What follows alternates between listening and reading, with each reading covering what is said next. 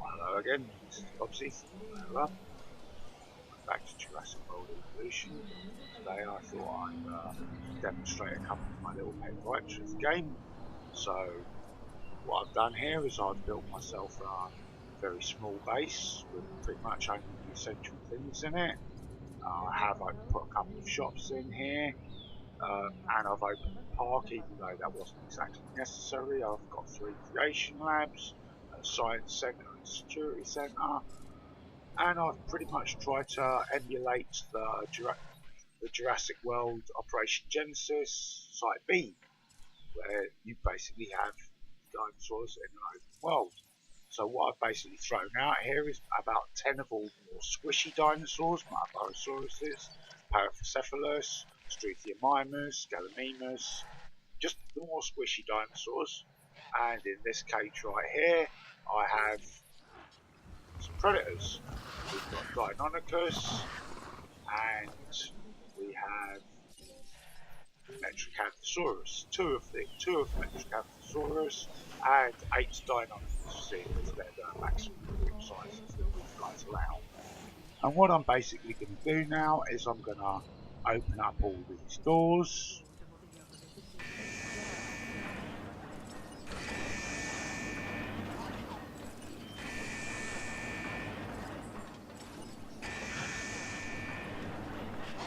And as a few people have probably already said, what's going to happen here is pretty much a massacre. So we'll see how long it takes our predators, who have now been released, to kill all these squishy dinosaurs. Now, this situation could easily be resolved. For example, all you would have to do is on this food bar, if this represents 100%, as it obviously does, make it so, for example, they won't feed until the bar gets down to here, and then they'll go and hunt, which will give them the time that it takes for this to run down to here to just roam around, giving your herbivores out here in the wild a bit more of a chance of survival. This guy's disappeared off into an unknown location, so we'll follow this guy instead. But basically, this is a fairly easy bit of programming. All you have to do for each predator is just set it up in a different way. For example, the Deinonychus may feed when his food bar reaches 50%, he may hunt, and a T-Rex, on the other hand, may hunt when it reaches 70%. Fairly easy piece of programming. I could actually do this myself if I bothered to break into the coding, but I can't actually be bothered to do that on the grounds that there will be more DLC coming out for this game, updates in the future, repatches, who knows, and anything that I do to it, it may be made obsolete with the next patch, next DLC, whatever. A couple more things about the game. If we go back to our creation lab over here, something that I've noticed, and we go down to, let's say, Stegosaurus right here, and we look at his information, it says that he's late Cretaceous. No. Stegosaurus was Jurassic. It's late Jurassic. In fact, there's approximately 160 million years between Stegosaurus and T-Rex here, and T-Rex is late Cretaceous, around 65 million years ago.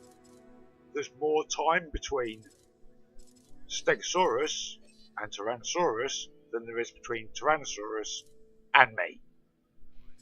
So the fact that this is late Cretaceous, this is incorrect. This is incorrect information. Which makes you wonder, how many more of these are incorrect?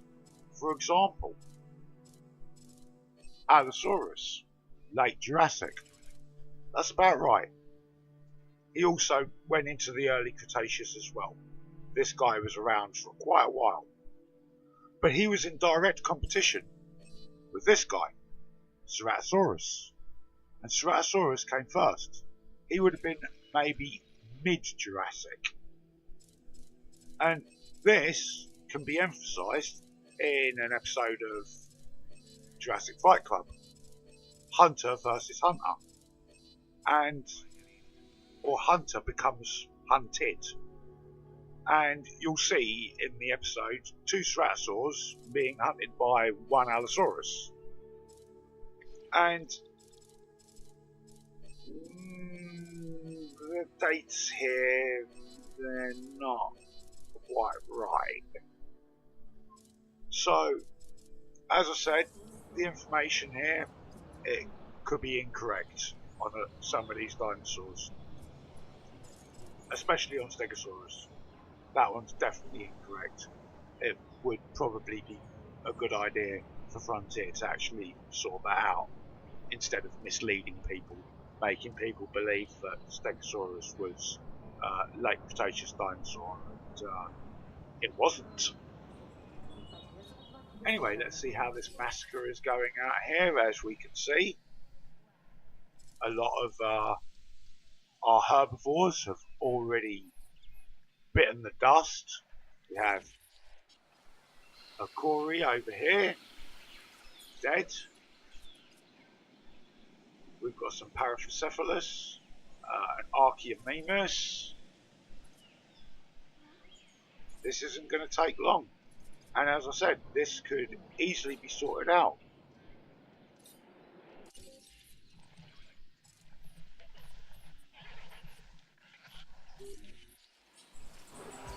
So, for example, what this game has done is made it so, for example, if you have, let's say, a T-Rex, we'll use our Metrocanthosaurus when I can find him as an example.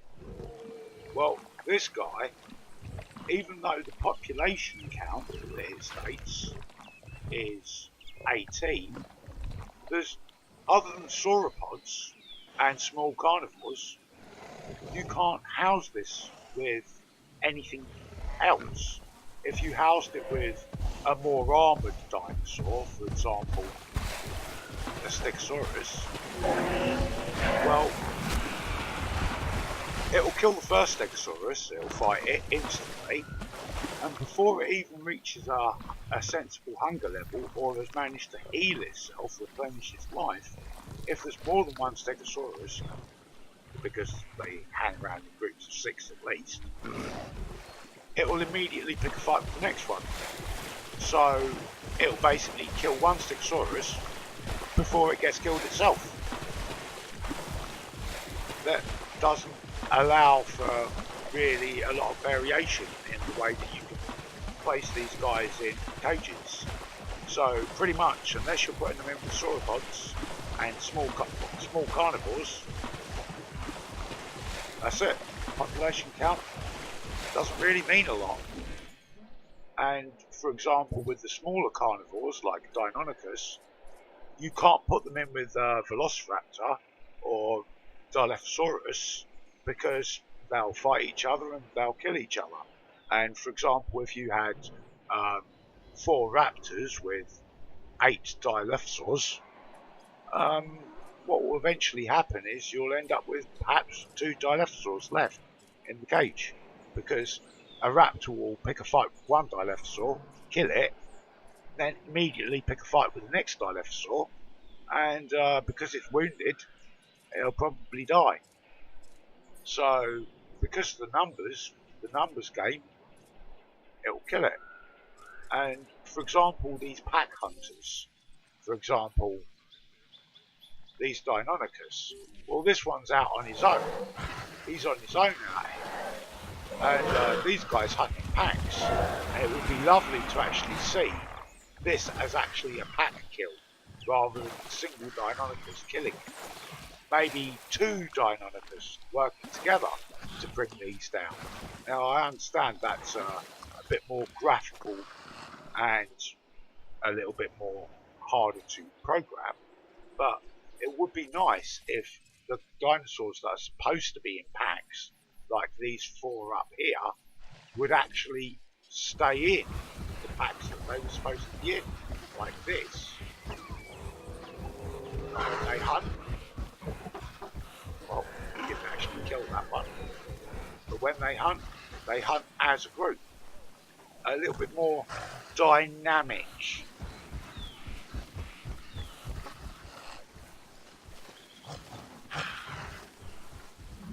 I would say this quarry is about to die. These two Deinonychus have come together here. Let's have a little look. As you can see already, a lot of our herbivores have already been wiped out. They've pretty much been wiped out from on top of this big mound that I created here with the pyramid on the top. I actually created this as a volcano originally, and then I decided to flatten the top. I was trying to make a mountain as large as I could, and I got bored of the idea basically, and I started taking out around the side of it as I was putting it up. And I actually got it to about the height of this, but it was taking up mostly all the space around here. It was taking up almost everywhere from here to around here. I just wanted to see exactly how high you could make this, on the grounds of if you could actually remove the borders, could you flatten these hills? After all, if you take a helicopter, let's take a helicopter.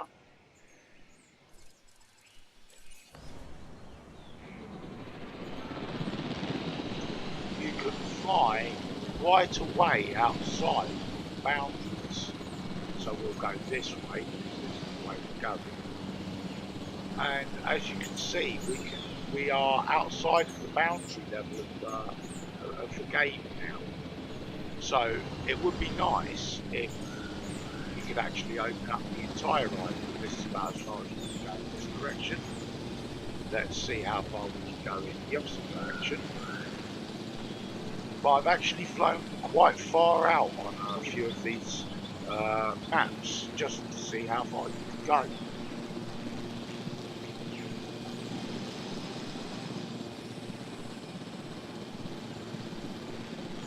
Okay, again, we have now just left the boundaries of the park, and we are going quite a long way here, as you can see.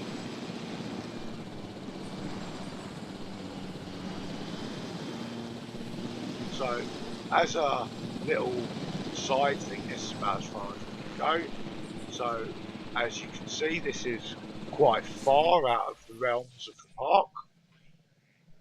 It would give you quite an extra piece of space, and as we can see on the map here, there is actually a river going along here. So as a reward for completing the game, 5-starring all the islands, it would be nice if you'd remove these borders. I'm pretty sure that if there was mod capability on this game, someone would have already done this, someone like myself. But as we can see, we don't have many of our herbivores left already, the predators, and there's only 10 predators here, 8 Deinonychus and 2 Metricanthus. Not even any of the really big dangerous predators, just some smaller ones. Now as you can see, they've already run quite a massacre on this. It's not really going to last long, and with the simple couple of lines of programming on this food meter here, this would reduce this issue quite massively. As you can see, their hunger doesn't go down that fast.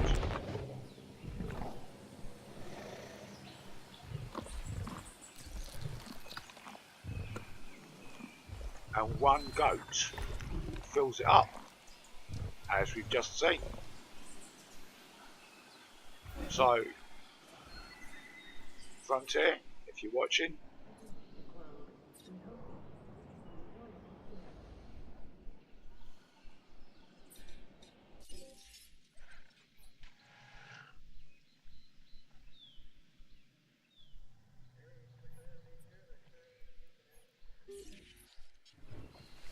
oh, these poor red monosauruses.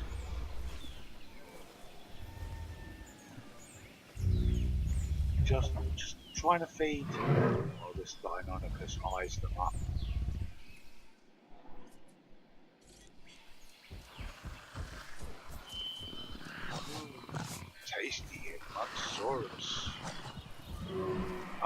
goes that one. Just you left.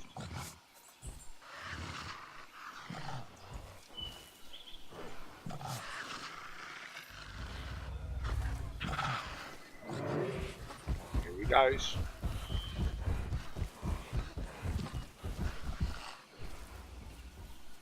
I do like the way they position themselves behind.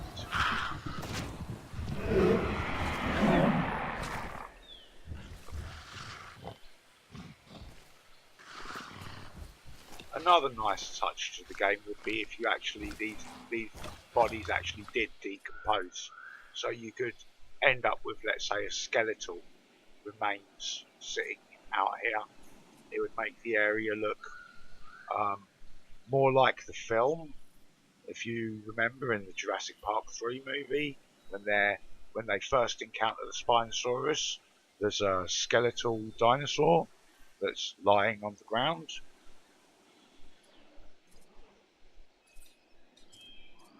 I do understand that would probably give the game a much higher age rating, and they're trying to appeal to a younger audience, but it it would increase the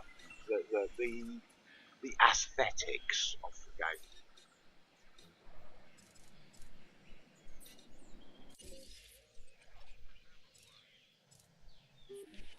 But yes, on another side of things, some texturing for beaches, sides, as is available in Planet Coaster. This would be nice. Maybe waterfalls. I've tried several times to actually create them. A high piece of water dropping down onto a lower piece of water, as is available in games like SimCity and City Skylines, where you can create waterfalls. That would be nice. So, just for a few little aesthetically pleasing things in the game, these things would be nice. Also, to be able to make this water a little bit deeper, that would be nice. Seeing as, okay, this would probably be up to a human's neck, or maybe at least their waist. But it's not exactly something you could swim in. So that would also be nice. Water depth. The ability to be able to plant single trees. For example, if I wanted just a tree here, rather than this, I could just put one tree down. And I have actually worked out a way you can do that, and it involves clicking the buttons. Just keep clicking, keep clicking, keep clicking again, click once more, and once more, and once more, and once more, until you get a tree. But that's quite tedious to actually do that, and most of the time you don't get a tree where you want it. So, a little bit more control over the forest environment. Maybe make this circle slightly smaller, so you could get a little more precision in what you're creating. Would be nice. So let's have a little look, and other than these two, Struthiomimus and Archaeothymimus, we've got Myasosaura here that has managed to survive. So we have 3 herbivores left, pretty much, at this point. And these two might survive a little while until these guys actually manage to make their way over. I think these two are just about to go over there now. I knew I was going to lose those in the trees. But, as you can see, This hasn't actually taken long. I didn't bother to time it. Probably took somewhere in the region of 10 minutes for 10 predators to pretty much wipe out somewhere in the region of 50 other dinosaurs.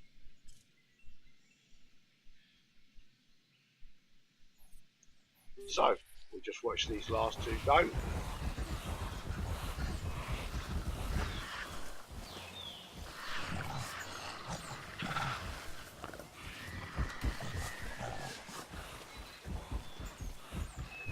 Now they've spread out.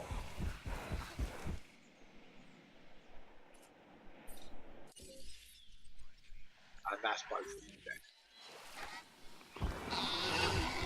This one.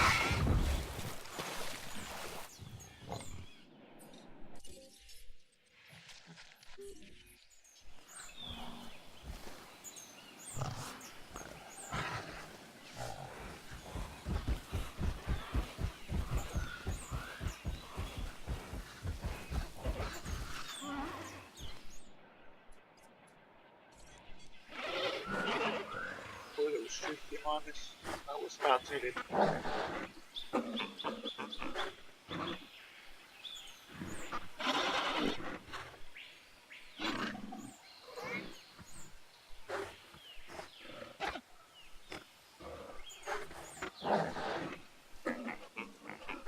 Again, to give these guys who don't actually fight a bit more of a run dynamic. So as the predator comes around behind, because that's what they always do before they attack, give this guy a chance of being able to actually notice what's happened and run away. For example, the triceratopses or the stegosaurs, they will fight. It will go to a little cut scene just before the fight, and then their life bars will depend on who wins. Here it comes. And that's the end.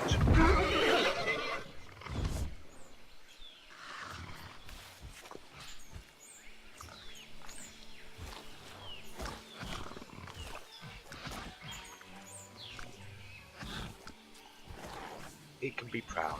He was the last dino standing.